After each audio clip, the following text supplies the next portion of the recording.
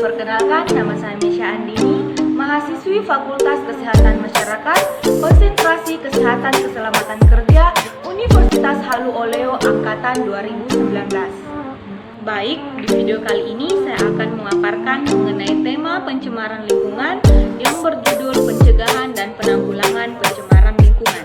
Lingkungan hidup adalah kesatuan ruang dengan semua benda, daya, keadaan, dan makhluk hidup, termasuk manusia dan perilakunya, yang mempengaruhi kelangsungan kehidupan dan kesejahteraan manusia serta makhluk hidup lainnya. Pencegahan adalah mengurangi sumber dampak lingkungan yang lebih berat.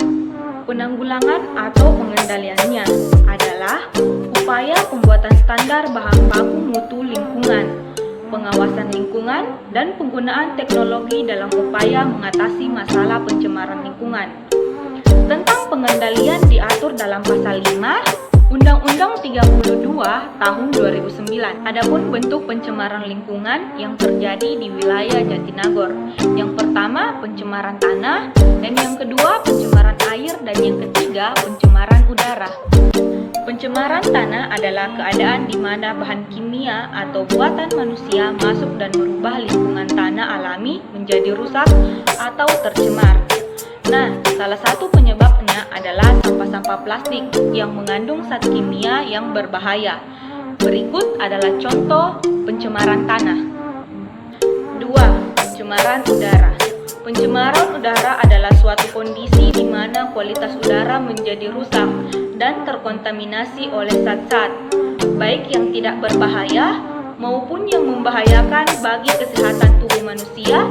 Pencemaran udara ini dapat disebabkan oleh asap kendaraan bermotor, asap pabrik, pembakaran sampah, dan sebagainya.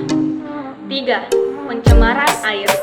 Pencemaran air adalah suatu perubahan keadaan di suatu tempat penampungan air seperti danau, sungai, lautan, dan air tanah akibat aktivitas manusia. Adapun penyebab terjadinya pencemaran air adalah akibat pembuangan limbah rumah tangga, limbah industri, dan limbah pertanian. Adapun cara pencegahan dan penanggulangan pencemaran tanah di wilayah Jatinagor. Yang pertama, tidak membuang sampah sembarangan yang mengandung zat-zat berbahaya bagi tanah, seperti sampah plastik, pestisida, deterjen, dan zat berbahaya atau beracun lainnya. Dan yang kedua, penggunaan pestisida dengan dosis yang telah ditentukan. Yang ketiga, penggunaan pupuk organik secara tidak berlebihan pada tanaman. Kedua, pencegahan dan penanggulangan pencemaran udara. Yang pertama, penghentian penggunaan emisi CFC sebagai bahan lemari es atau freezer dan bahan pendingin ruang AC. Dan yang kedua, efisiensi bahan bakar minyak dengan mencari bahan bakar alternatif. Yang ketiga, penggunaan filter untuk menyaring karbon dioksida dan asap buangan pabrik.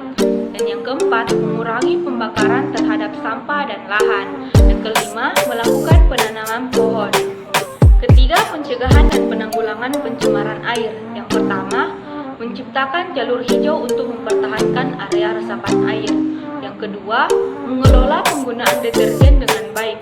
Yang ketiga, mengolah dan membuang sampah atau limbah rumah tangga dengan tepat. Yang keempat, mengganti pupuk kimia dengan pupuk anorganik dengan kompas. Yang kelima, pembuatan perencanaan AMDAL, analisis mengenai dampak lingkungan.